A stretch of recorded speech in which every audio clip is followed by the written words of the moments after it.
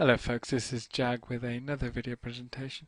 This particular presentation is going to be split into two. The theme is minimization techniques of Boolean expressions. This particular video is going to concentrate on Boolean algebra. I'll do another video, part 2, minimization, which will concentrate on Karnaugh maps. So here we go. Boolean algebra.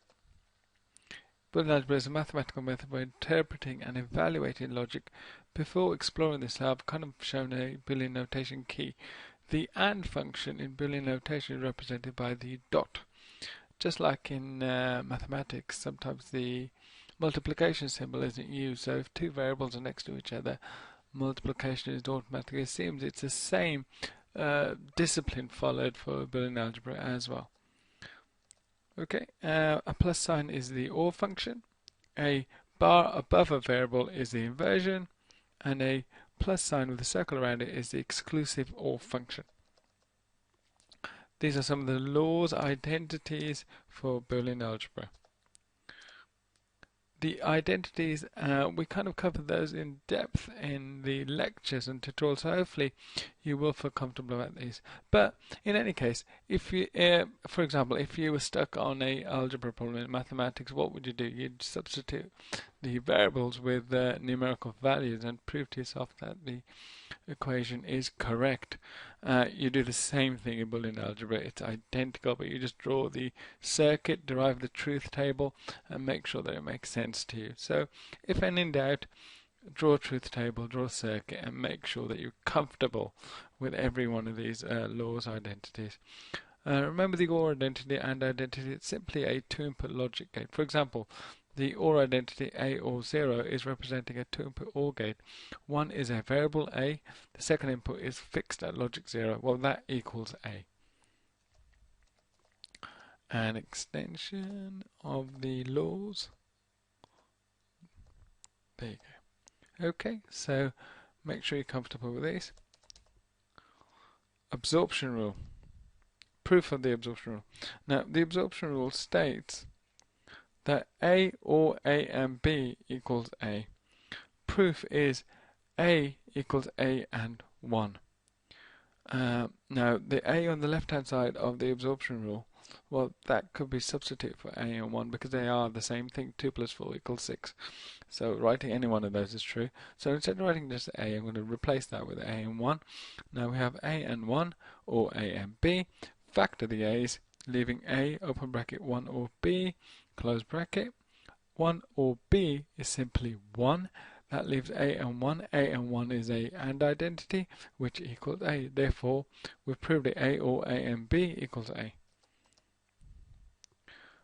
This is the absorption rule 2, dual of the first absorption rule. And I've kind of worked this out the same way. Just read this at your own leisure and make sure that you're comfortable with it. Okay, this is the absorption rule 3. A or A bar and B equals A or B. I'm going to actually go through this one because we need to actually apply on the example I've got. The proof of this is expand A by using the first absorption rule. Remember what the first absorption rule was? A equals A or A and B. So I'm replacing that A on the left-hand side with that. It may seem kind of a wrong thing to do, but sometimes to simplify, you have to expand. I know it sounds wrong, but this is the way we're going to have to tackle it. So A or A and B is A or A bar and B. Right. Now apply identity A bar or A equals 1 to the factor the B out in term 2 and 3, and you've got inside the brackets A bar or A.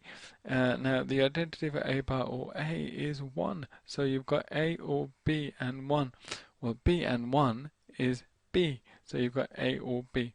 So that hopefully should prove it, that A or A bar and B equals A or B.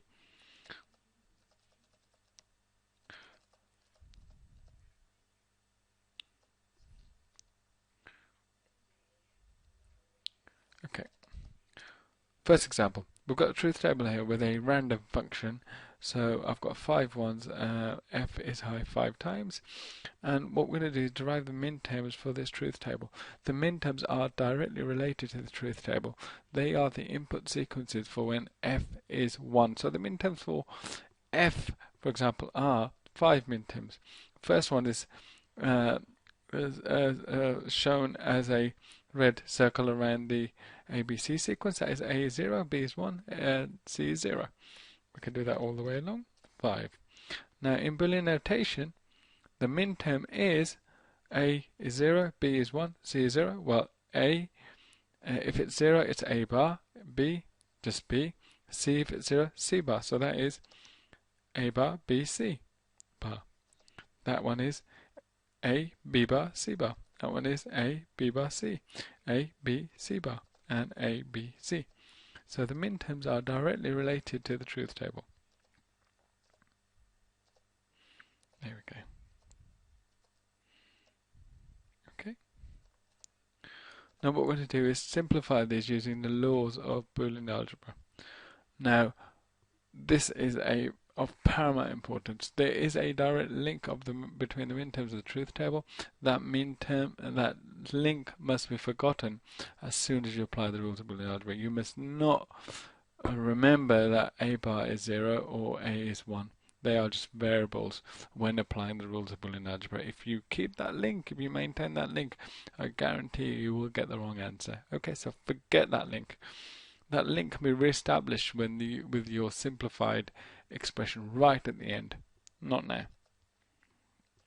Okay, terms 2 and 3, what's common there? Well, B bar A is common there, so that's A B bar, hopefully.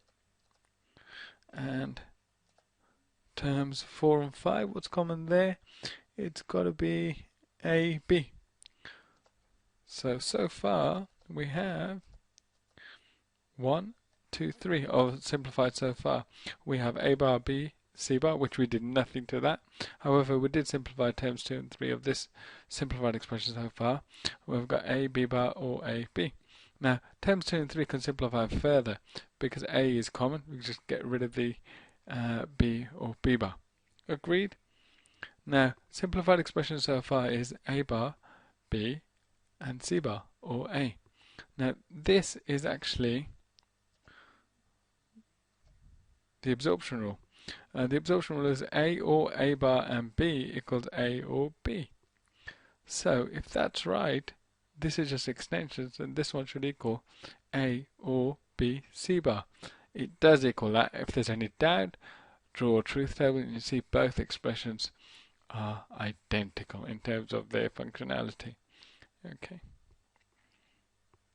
I think that's close to 10 minutes, so I'm going to just knock it off for this part 1, and I'll see you in part 2 where we look at kind of maps. I must say that this isn't an exhaustive kind of lesson in Boolean algebra. I've got lots and lots of examples on Moodle. Please go through them. Please go through the exam papers that I've got on Moodle as well, and make sure you're comfortable with Boolean algebra. Okay, thank you very much. I'll see you in part 2. Bye.